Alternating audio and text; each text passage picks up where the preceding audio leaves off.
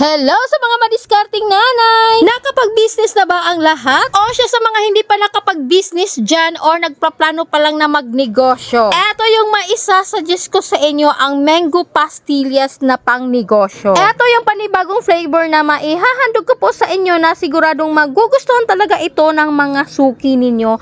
Ang mango pastillas on the go. Eto yung pastillas na hindi na kailangang lutuin. Easy to mix ka na lang dito at dalawang ingredients lang ay goods na. At eto din yung magandang inenegosyo, maeskwelahan ka man, kantin o kaya sari-sari store ay papatok talaga ito. Dahil madali lang po itong ibenta at mabilis din po ang kitaan dito. Kaya for today ay gagawa po tayo ng pastillas. Bali dalawang flavor po ang gagawin ko today, pero ang ipapakita ko po sa inyo ang mango pastillas kasi nakapag-upload na po ako ng pandan flavor. So ang una po nating gagawin sa mixing bowl ay naglagay lang po ako ng isang pack ng milk powder na ang sukat nito ay 840 grams. Bear Brand nga pala ang gamit kong milk powder kasi ito po yung pinaka-paborito kong gatas. Pero nasa sa inyo naman po kung anong milk powder na gagamitin nyo. Kahit anong brand ay pwede. So ito na, naglagay lang po ako ng isang latang flavored condensed na ang sukat nito ay 390 grams. So ito na po yung sinasabi kong mango flavor. Hindi na pala ako nag-a-add ng food color dyan. Bali, condensed lang po talaga yung nilagay ko at syempre yung ginamit ko yung mango flavor. Para naman sa ganon ay maglalasa po ng mango yung aking pastillas. Pero kung gusto niyo pong mag-add ng food color para ma-enhance po ang kulay ng ating pastillas ay nasa sa inyo naman po yan. Basta yung aking pastillas ay hindi na po ako nag-a-add ng food color. Basta ang importante ay maglalasang mangga ang aking ginawang pastillas. So eto na, pagkatapos pong mailagay ang flavored condensed, mekos-mekos muna bago po natin hihimayin. Bali, kakamayin na po natin siya para mag-combine po perfectly ang dalawang ingredients. So ganito po ang tamang paggawa ng aking pastillas. Halo-halo lang until makuha mo ang tamang consistency ng ating pastillas mixture. Sa paggawa ng pastillas, meron pong dalawang paraan na pwede mong pagpipilian. Meron pong hindi ka mahihirapan sa paggawa at meron din na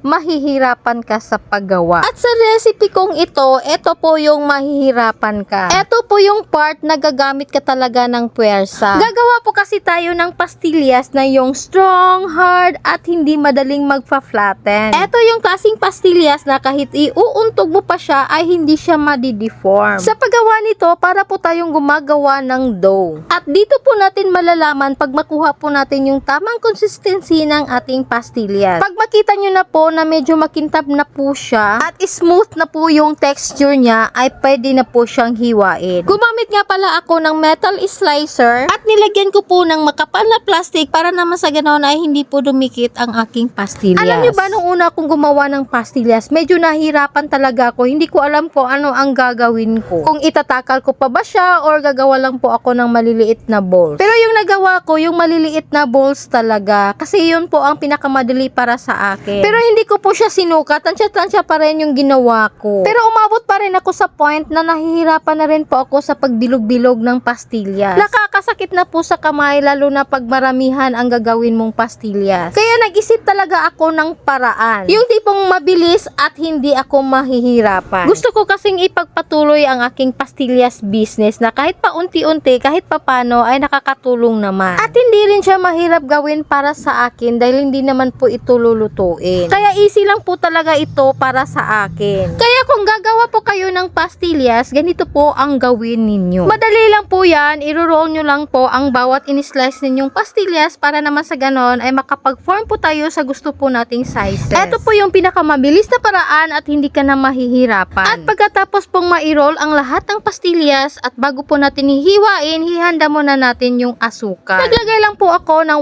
1/4 kilo ng asukal sa mixing bowl. Pang-coat lang naman po sa ating pastillas para hindi dumikit. So eto na, hihiwain na po natin yung ating pastillas sa gusto po nating sizes. So hiniwa-hiwa ko lang po siya ng maliliit at tamang-tama lang din po sa presyo na ibibigay ko. Ang benta ko nga pala nito ay 2 pesos per each.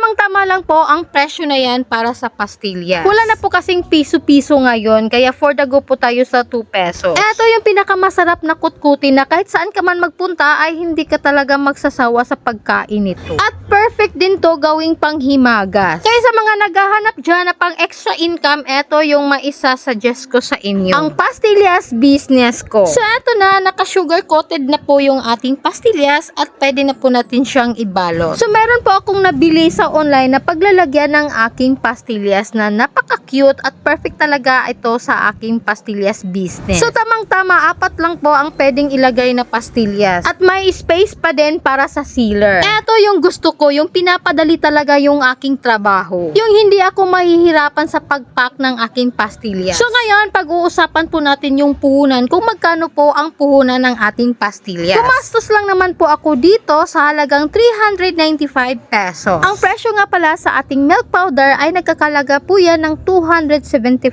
pesos na ang sukat nito ay 840 grams. And then sa flavored condensed naman po ay nagkakalaga po yan ng 60 pesos. Sa asukal naman na ginagamit po natin pang coat ay nagkakalaga po yan ng 20 pesos sa 1/4 kilo. And then sa wrapper naman po, yung packaging na nabili ko sa online ay nagkakalaga po yan ng 40 pesos. So ang total costing po talaga ay nagkakalaga po yan ng 395 pesos. Ang benta ko nga pala nito ay 10 pesos per pack. Oops, wag muna po kayong mag-react. Alam kong magre-react talaga kayo kung bakit naging gano'n na po yung presyohan ko. Explain ko lang po sa inyo ha. Oo, 2 pesos talaga ang presyo ng aking pastillas. At dahil nakabili po ako ng packaging ng aking pastillas na medyo pricey, kaya ang ginawa ko, instead of 5 pieces, ang ilagay ko 4 pieces na lang. Ipapabenta ko nga pala ito sa mga estudyante. At syempre, para sipagin sila, dapat may commission talaga sila. So magbibigay po ako ng 20% sa mga estudyante na magbibenta nito. So hati-hati na lang po sa pwedeng kikitain sa pastillas. At least makakatulong po ako sa mga estudyante na magkaroon ng extra income at the same time ay matulungan po nila ako sa aking business. So nakagawa nga pala ako dyan ng 83 packs. 10 pesos po per pack. So pagbabenta po lahat ay nasa 830 pesos. And then babawasan po natin ng 20%. Yun po kasi ang magiging commission po sa mga estudyante na magbebenta nito. Kayo na po bahalang mag-compute, basta ang puhunan po nito ay 395